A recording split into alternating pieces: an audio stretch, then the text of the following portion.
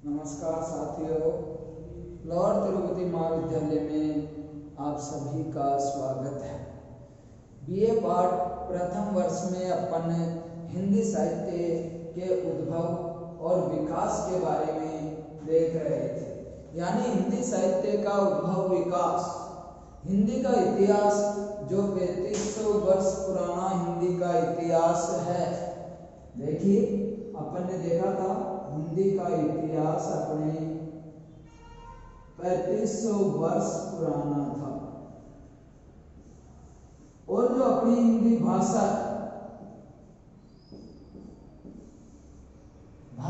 को बहते नीर के समान कहा गया है, क्योंकि भाषा क्या है? भाषा बहते नीर के समान है।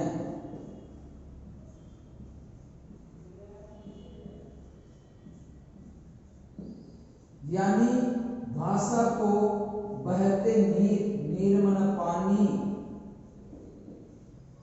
जिसमें अनेक सभ्यताओं और संस्कृतियों का समावेश रहता है।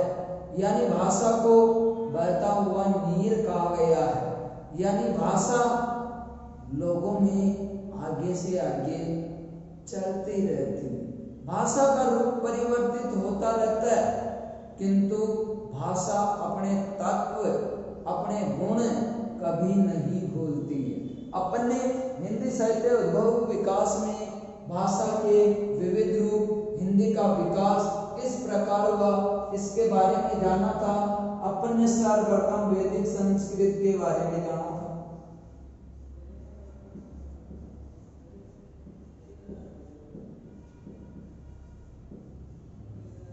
और वैदिक संस्कृत का समय 1500 ईसा पूर्व से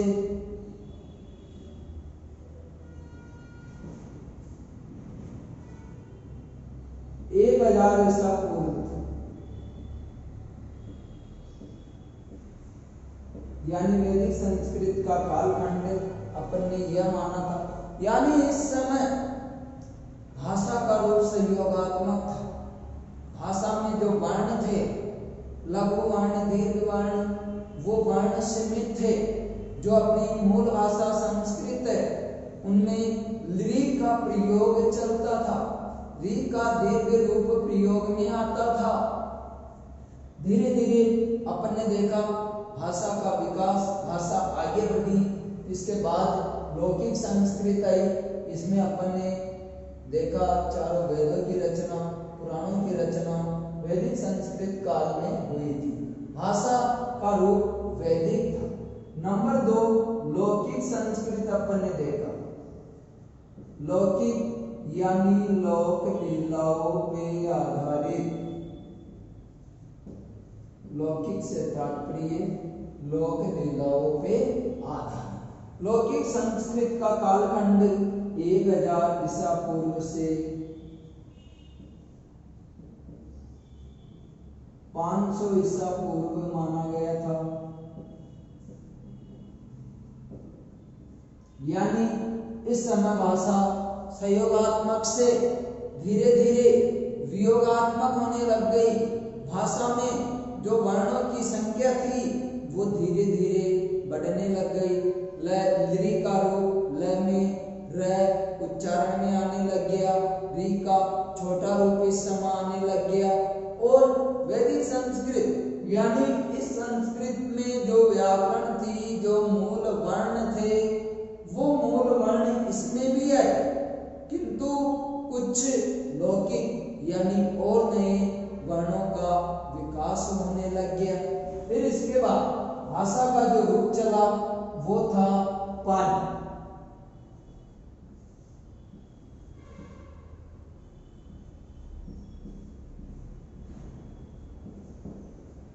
पाली भाषा का समय 500 ईसा पूर्व से 1 ईस्वी माना गया।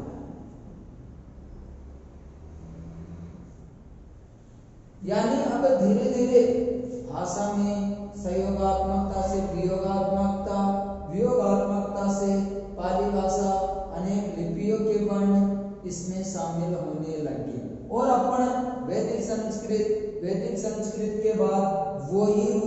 लौकिक संस्कृत के बाद भाषा का रूप पाली के बाद अपने पाली भाषा के बारे में मैंने आपको बताया था। इस समय बौद्ध धर्म का विकास हुआ, इस समय वैदिक धर्म अपने चल रहा था, इस समय गौतम बुद्ध का आविर्भाव हुआ, इस समय सम्राट अशोक जैसे महान शासक, उनके शिलालेख, अभिलेख और प्रचार प्रसार और जो लोगों में समन्वय आदान प्रदान का माध्यम था वो भाषा, क्योंकि भाषा ही जीवन का मूल अंग माना गया।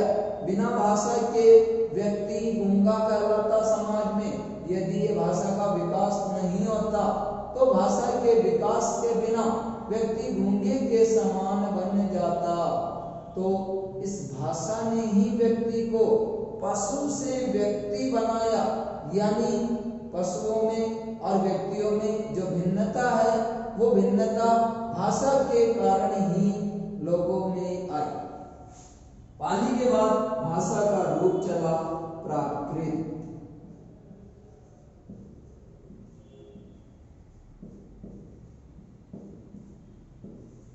प्राकृत भाषा का कालखंड समय यदि अपन देखें तो 1 ईस्वी से 500 ईस्वी तक। इस समय अपन ने देखा लोगों की स्वाभाविक बोलचाल की भाषा स्वभाव के अनुरूप उच्चारित होने वाली, यहाँ आते आते वर्णों में कमी और बढ़ोतरी होने लग गई, कुछ वर्ण इधर से इधर होने लग गए।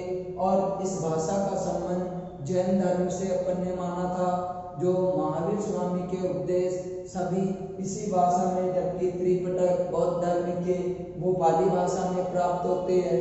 पर पाली के बाद प्राकृत के बाद जो भाषा का रूप आया वो था अपभ्रंश। यानी अपभ्रंश का सामान्य अर्थ बिगड़ा हुआ रूप होता है। यानी अपभ्रंश भाषा का समय यदि अपन जानना चाहे तो अपभ्रंश का समय 500 ईस्वी से 1000 ईस्वी माना गया है। यानी वैदिक संस्कृत, लौकिक संस्कृत, फिर पाली, फिर प्राकृत, फिर अपभ्रंश। अब ये अपभ्रंश के भी प्राकृत अपभ्रंश और सेनी अपभ्रंश विविध रूप यहाँ आके भाषा के निकलने लग गए, और इन विविध रूपों में ही शोर सेनी अपभ्रंश, इस शौर सेनी अपभ्रंश से हिंदी का विकास यानी हिंदी की उत्पत्ति मानी गई है।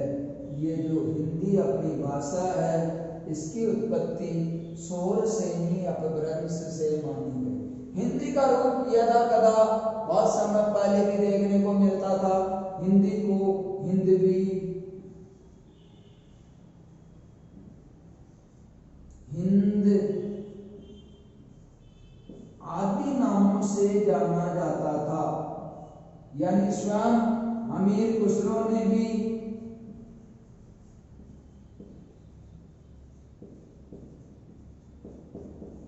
हिंदी भाषा को हिंदवी नाम से दिया। महमूद गजनवी की बात करें, उसके दरबार में लगभग 80 कवि हिंदी के थे। और अपन प्राचीन काल की बात करें, इन कवियों ने इस हिंदी के लिए भाषा शब्द का प्रयोग किया। किसका प्रयोग किया था भाई? भाषा शब्द का, जो हमारे को यदा कदा ढाका के रूप में भी देखने को मिलती। यानी ये जो अपनी भाषा है ये प्रारंभ में आर्य भाषाओं के नाम से जानी जाती थी। किस नाम से जानी जाती थी? आर्य भाषा। और आर्य भाषाओं के रूप में यदि अपना बात करें तो प्राचीन आर्य भाषा, वैदिक और लौकिक दोनों को प्राचीन आर्य भाषा कहा जाता है।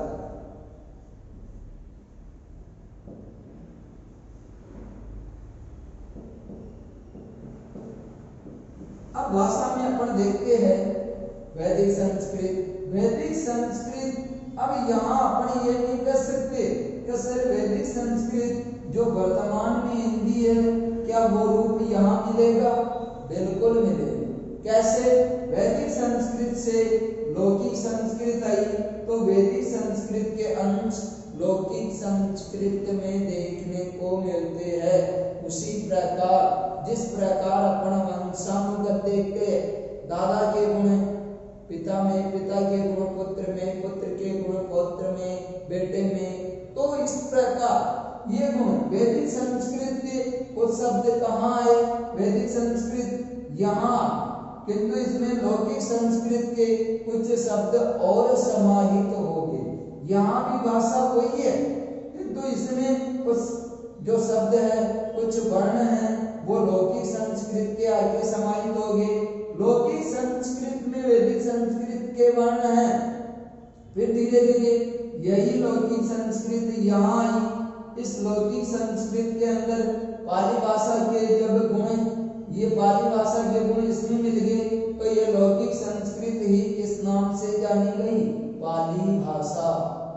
पाली भाषा में जब प्राकृत भाषा के गुण मिल गए, कुछ वर्ण शब्द मिलने लग गए, तो यही पाली भाषा किस नाम से जाने लग गई? प्राकृत भाषा के नाम से जाने लग गई। यानी अब इस प्राकृत भाषा में अपभ्रंश यानी भाषा का बिगड़ा हुआ रूप, बोलचाल के शब्द जब इस भाषा में मिल गए, कौन से? अपभ्रंश के, तो ये प्राकृत ही किस नाम से जाने लग गई? अपभ्रंश के नाम से जाने लग गई।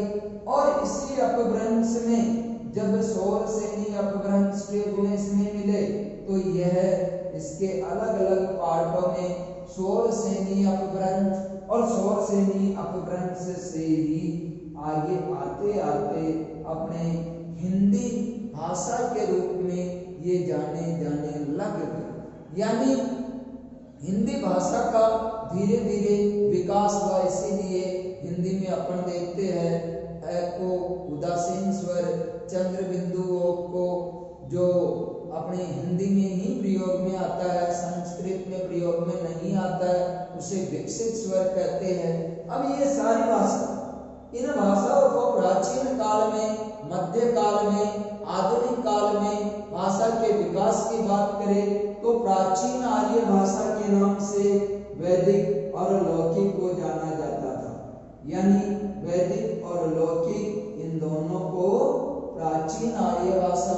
और इसका कालखंड अगर अपन संयुक्त रूप से देखें तो 1500 ईसा पूर्व से 500 ईसा पूर्व की जो भाषाएं थी वो आपके प्राचीन आर्य भाषा कहलाई। यानी 1500 ईसा पूर्व से 500 ईसा पूर्व यानी 1000 वर्ष का जो समय था, उस समय की जो भाषाएं थी वो आर्य भाषाओं में कौन सी? प्राचीन आर्य भाषाओं के नाम से जाने लग गई। इसके बाद पाली, प्राकृत, अपभ्रंश, इन्हें नंबर 2 मध्यकालीन या मध्य आर्य भाषा, इन्हें अपन मध्य आर्य भाषा के नाम से जानते। मध्य आर्य भाषा का समय स्वयं आप बता सकते हैं कि मध्य आर्य भाषा का समय 500 ईसा पूर्व से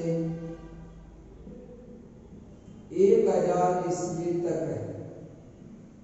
कहां से कहां तक है?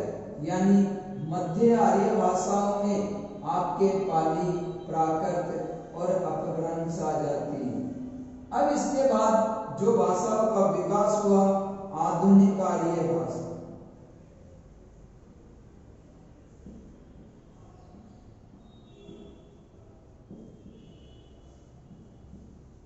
आधुनिक आर्य भाषा में अपने 1050 से जो अब तक हिंदी का विकास हो रहा है वो आधुनिक आर्य भाषाएं में, इनके अंदर आदिकाल, भक्ति काल, रीति काल और आधुनिक काल,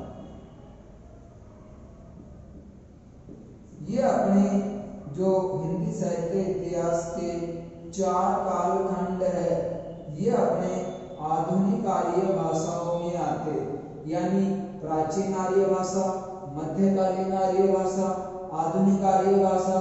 भाषा बढ़ते हुए नींद यानी अनेक सभ्यता संस्कृतियों का अंश अपना भाषा के अंदर देख सकते हैं। भाषा सदैव अग्रसित रहती है। तो आज अपन देखते हैं वैदिक संस्कृत का हिंदी। हिंदी में आज आपने कई बार व्याकरण में पढ़ा होगा तत्सम और तद्भव, नाम आपने सुना होगा, तत्सम शब्द और तद्भव शब्द। यानी आज भी अगर अपन देखें ये तत्सम शब्द कौन से है, संस्कृत, यानी वो संस्कृत के शब्द आज भी हिंदी में विद्यमान है, यानी वो वहां से यहाँ तक आ गए। यानी वैदिक में लौकिक संस्कृत के शब्द प्रयोग में आने लगे, इसी वैदिक को लौकिक बोला जाने लग गया। इस लौकिक में पाली भाषा के शब्द प्रयोग में आने लगे, तो ये लौकिक संस्कृत पाली भाषा बोलने जाने लग गई। इसी पाली में प्राकृत के शब्द आए, इसका नाम प्राकृत हो गया। इसी प्राकृत में अपभ्रंश के शब्द आए, इसका नाम अपभ्रंश हो गया। इसी में शौरसेनी अपभ्रंश का रूप प्रचलन में आया, इसी का नाम शौरसेनी अपभ्रंश। और इसी से हिंदी, हिंदी में अपन आदिकाल, भक्तिकाल, रीतिकाल, आधुनिक काल, 4 अलग अलग कालखंडों में इनका बंटवारा करते, तो अपन ने देखा हिंदी का उद्भव और विकास किस प्रकार भाषा बढ़ते नींद के समान है, भाषा का विकास किस प्रकार। मैंने भाषा की विशेषता भी आपको पिछली वाली कक्षा में बताया था कि भाषा की विशेषता, भाषा परिवर्तनशील होती है, भाषा का रूप बदलता रहता है। यानी इस प्रकार हिंदी का उद्भव और विकास अपने हुआ, जो हिंदी की लिपि देवनागरी लिपि थी।